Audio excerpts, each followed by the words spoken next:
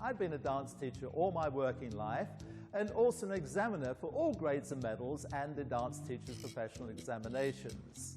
My teaching has covered work with beginners, medalists, competitors, and indeed world champions.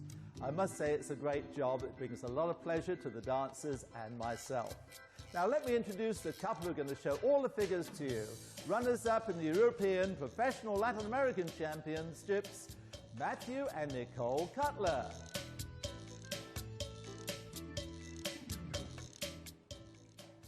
Now, at this level of Latin dancing, it's most important to develop your body rhythm.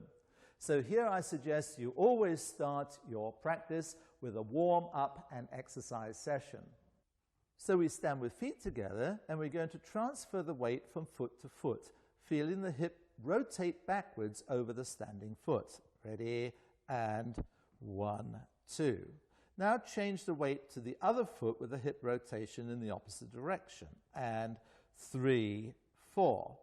Now let's repeat that number of times with a rhythm count. And 2, 3, 4. 1, 2, 3, 4, 1.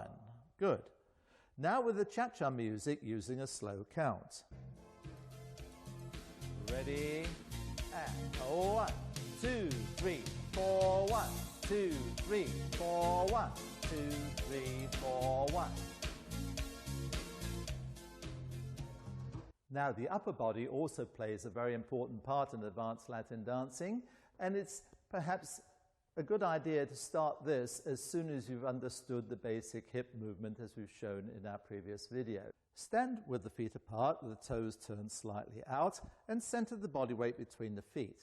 Now, feeling a separation of the body at the waist, holding the hips still, move the upper body and head to the right.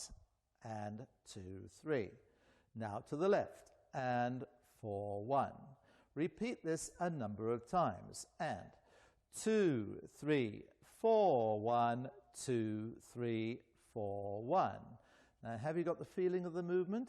If not, press your rewind button and study the separation of hips to the rib cage again. This might take a little while to achieve, and as I've always said to my students, practice every morning and night whilst you're cleaning your teeth.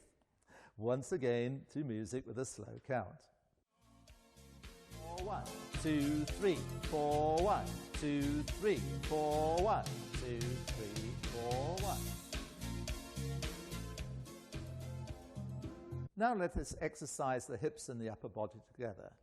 Centralize the body over the left foot. Move the upper body and head weight sideways to the right foot as the hip of the standing left leg continues rotating backwards. And 2, 3. As the upper body ends on the right foot, the hips move to the right and then rotate to the right over the new standing leg. We repeat this smooth, continuous movement in the opposite direction. And 4, 1. Now repeat a number of times with a slow count. Ready? And 2, 3, 4, 1, 2, 3, and 4, 1. Now, please rewind and study very slowly to achieve this separation between the hips and the rib cage. And now, once again, to music with a slow count. 2, 3, 4, 1, 2, 3, 4, 1, 2, 3, 4, 1.